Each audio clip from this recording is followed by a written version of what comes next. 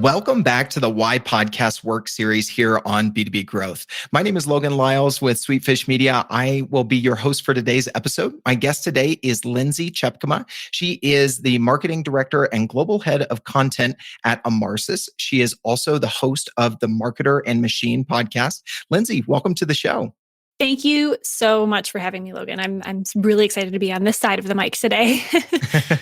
It always takes a little bit of adjustment for me. I don't know how you feel about it, but regardless, I'm always excited to talk to other podcasters and geek out about this stuff. And you guys have been doing some great things with your podcast. So I was really excited when you said yes to be on our series. So thank you so much for taking some time to geek out on podcasting with me.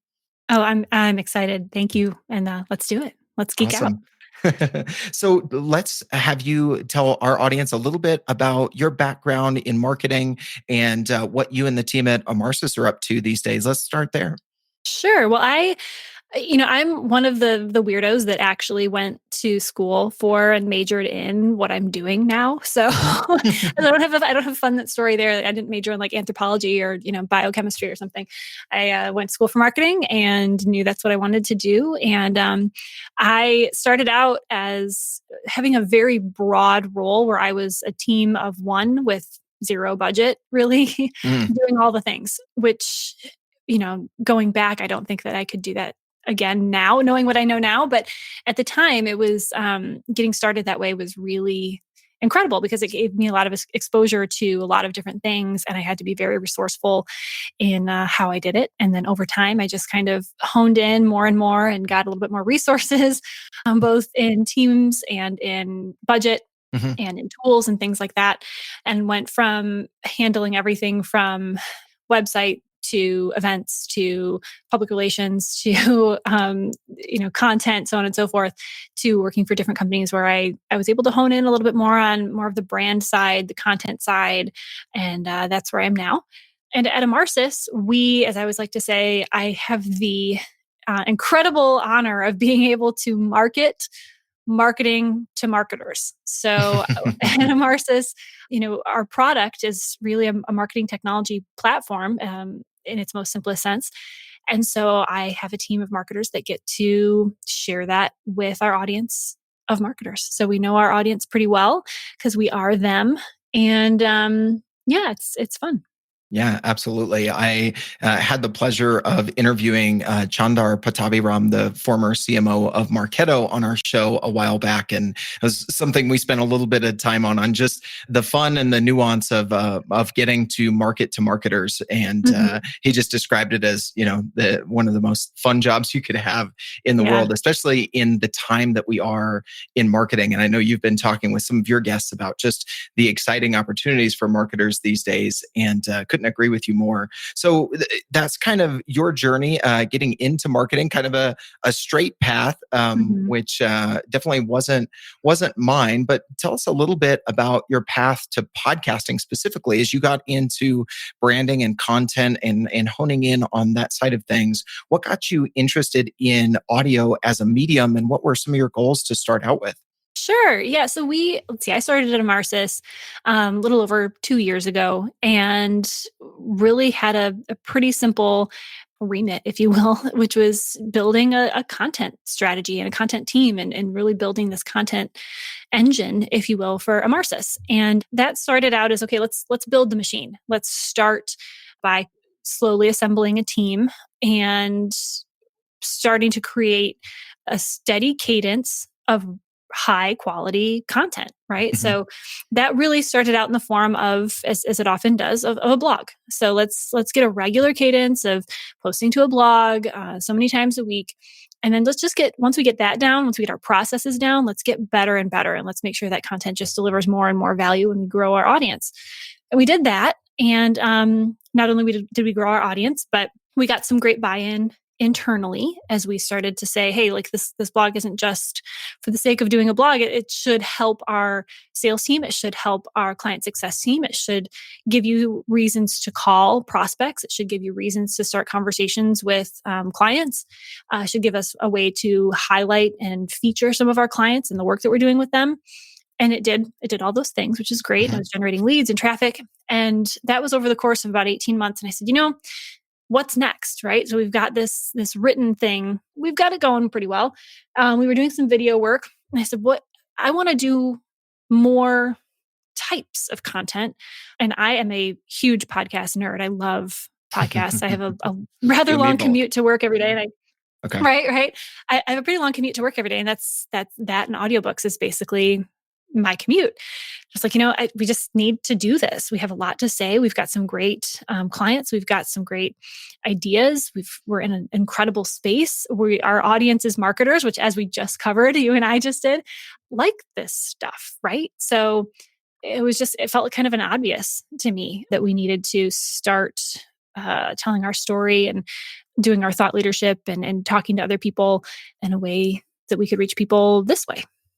Yeah, absolutely. I have a similar path. I started listening to the Sweetfish Media podcast, B2B Growth, this show, because I was spending a lot of windshield time, and I was in B2B tech sales, found a lot of value there, started listening to more podcasts, more audiobooks. And then, that's part of what brought me onto the team at Sweetfish, because I just saw this movement in, kind of the resurgence of audio. It's almost like we're going back to the golden age of radio. What was that? The 30s or 40s, right? But I think it's just audio is fitting our lives again, right? You pointed it Mhm. out, on your commute, if you're at the gym, walking the dog, doing the dishes, there's all sorts of times where video or written content isn't very easily consumed. And we're all looking for Mhm. easier ways to do things, and that relates to consuming content and educating ourselves and a host of other things in our lives, right? So can Absolutely. totally relate to you there. So give us a little context around your show, the Marketer and Machine podcast, why you kind of chose that name, what format you chose, and why those sorts of things as you decided, okay, we're going to do this. So how are we going to do it? Sure. Yeah. So provide a little bit of context there. So Emarsys, yes, we are a software company. Yes, our product is in its simplest form, marketing technology, right? Mhm. But our perspective is and has been and will be that it's not about the technology. Your job and my job and the jobs of people that are listening right now are not all about the technology. It's not, hey, I want to be a marketer so that I can drag and drop my way to success, right? It's so that I can be strategic and creative and focus on those elements of marketing, connecting people and about building the brand and delivering experiences that matter, right? And that also generate revenue. And it's not about the technology. Now, the technology is a tool that helps you do that. So it's always been around this conversation of like, how are you as a marketer bringing your whole human self to your job, and what technology are you leveraging, or should you be leveraging, or could you be leveraging to be more effective? And so Marketer Machine really is about this juxtaposition of the human elements of marketing, the strategy, the content, the creative, the marketer, and the technology that comes up all around us, good, bad, or otherwise, to either make our jobs easier or maybe more complicated. And it's an interview format. We bring in everyone from industry influencers and authors and thought leaders that we all know and love. We've had Jay Baer, we've had Andy Crestodina, we've had Michael Brenner, Christopher Penn, people whose voices we hear on these topics all the time. Mhm. And then we've had some of our clients, some of our partners, brands that our listeners may have heard of or may not, who are doing a lot of these things every day and who are finding that intersection between the human elements of marketing and the technology. Yeah, I love that aspect of talking to people, as you mentioned, that we hear from on these topics, but then also, people from brands that you might not know and names that you certainly don't know, because they are in the trenches executing on this Mhm. strategy and implementing these tactics that we're all trying to do successfully. And I think you find that a lot of people are finding a lot of the same challenges. And when you really peel back that curtain, there's really some value in sharing those experiences to a broader audience. So, Mhm. let's speak to what your experience has been like. What has been the most fun for you? What have been some of the benefits? What have you seen both as a host and what the podcast has meant to the Emarsys brand? Sure. Well, there's a lot there. So I think What it's meant, I'll kind of start at the end and work backwards, but what it's meant for Emarsys, which really is why we're doing this, right? It's definitely into the Emarsys podcast, is it's given us an opportunity, of course, to get in front of our audience and, of course, to hopefully generate more traffic and more engagement and more brand awareness, which really on paper is kind of the reason that we're doing it. But beyond that, it has given us a chance to develop develop stronger relationships with some of our partners, right? So we partner with them, whether it's an agency that we partner with or a technology that we partner with through our platform, to say, hey, like we're already partners and we're already offering this value to our clients. Let's talk about it. Let's actually talk about like the challenges that you see with your audience and things that they're facing and how you're helping to overcome them, and in a way that's not promotional, but is just real and it's empathetic, because that empathy is actually there, right? And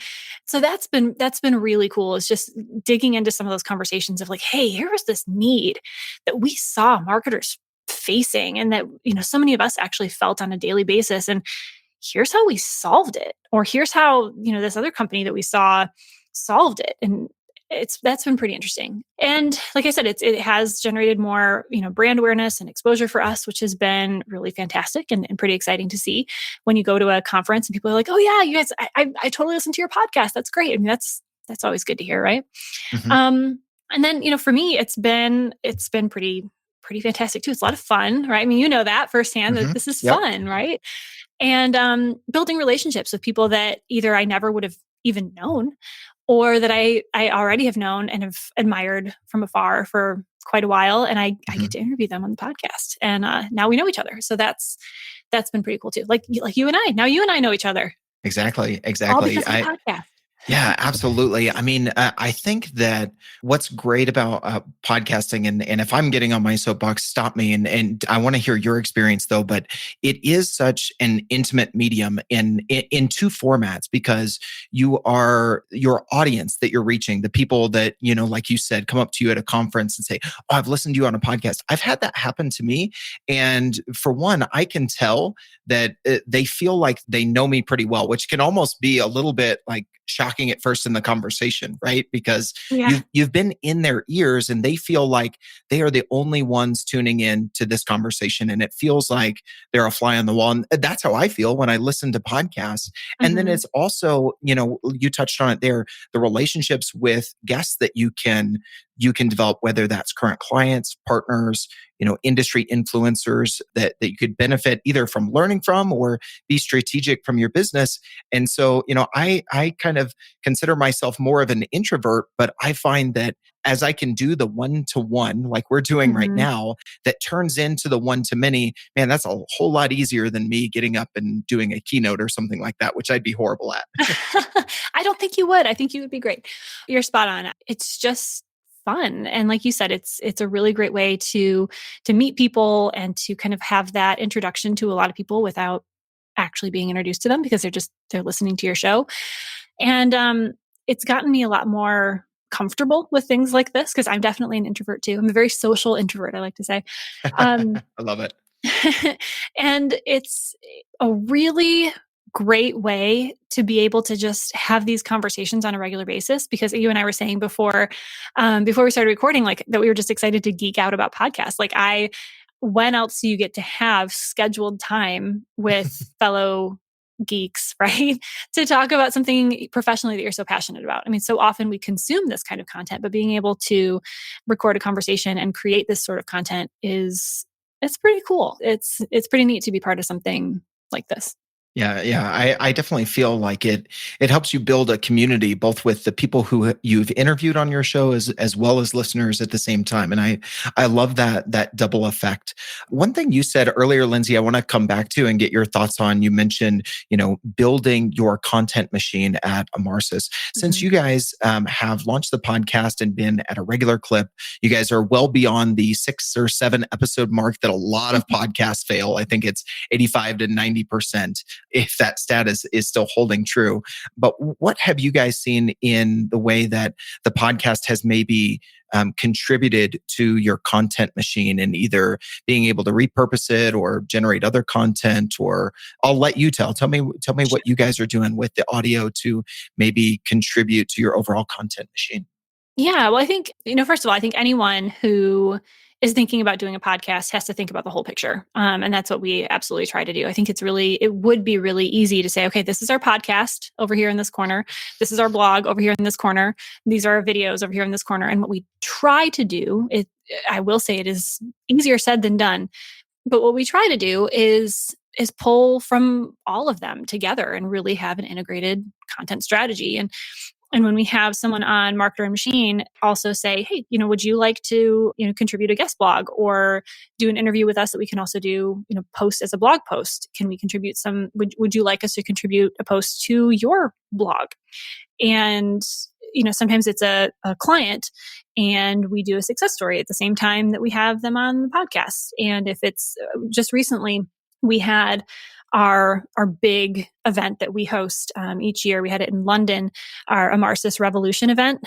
And when I was there, I conducted a ton, I think it was 40 something interviews on video. And we also we had a sound mixer there and we captured as clear audio as we possibly could as well.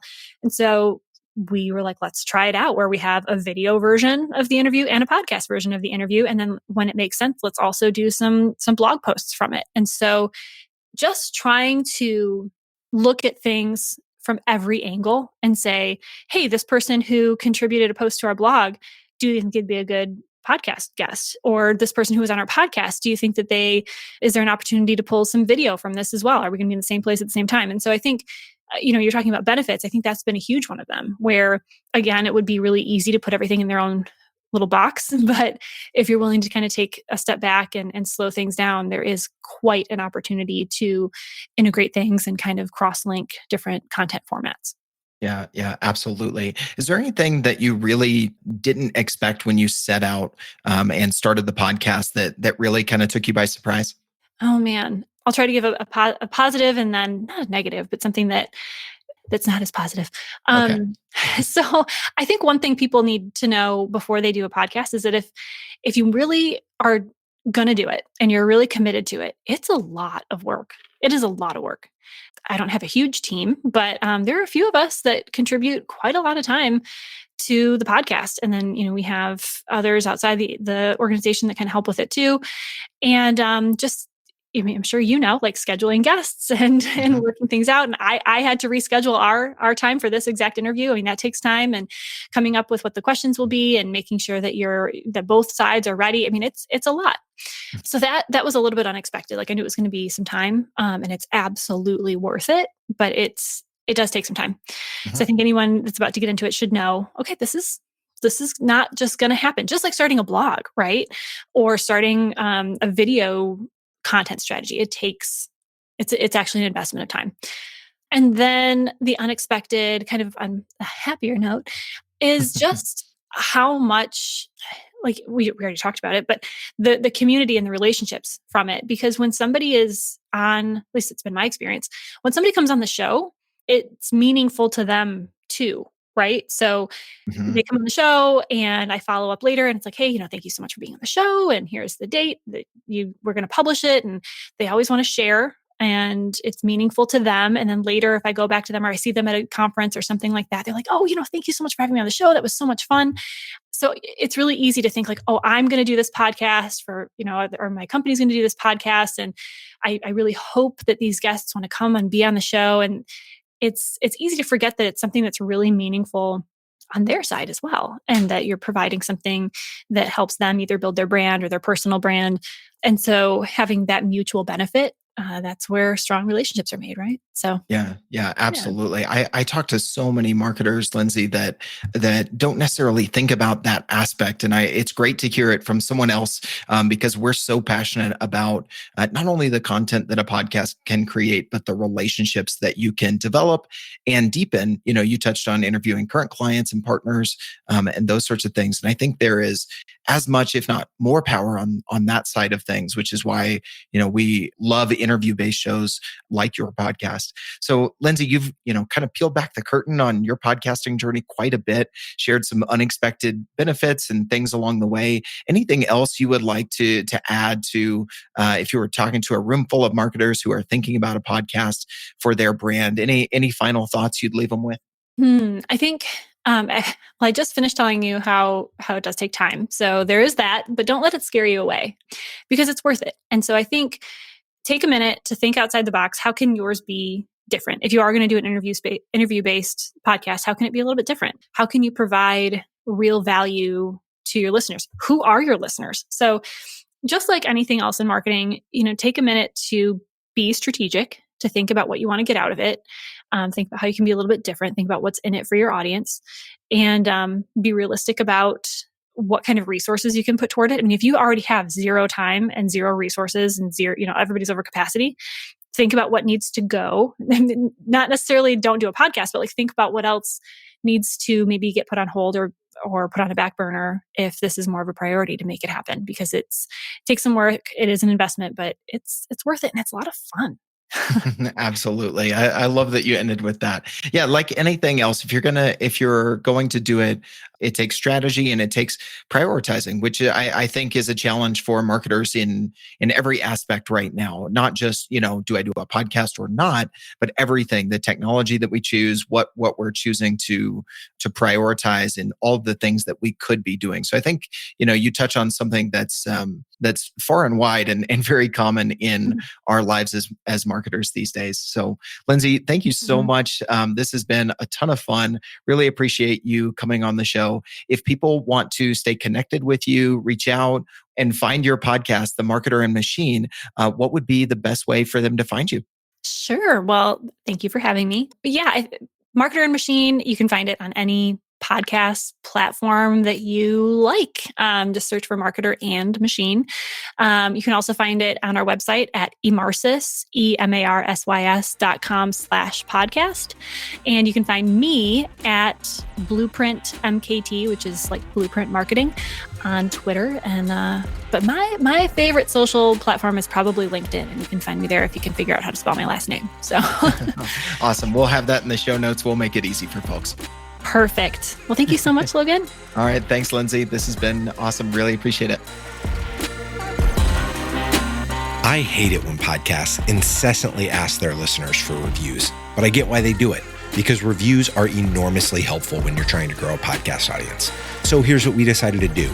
If you leave a review for B2B Growth in Apple Podcasts and email me a screenshot of the review to james@sweetfishmedia.com, I'll send you a signed copy of my new book, Content-Based Networking, How to Instantly Connect with Anyone You Want to Know. We get a review, you get a free book. We both win.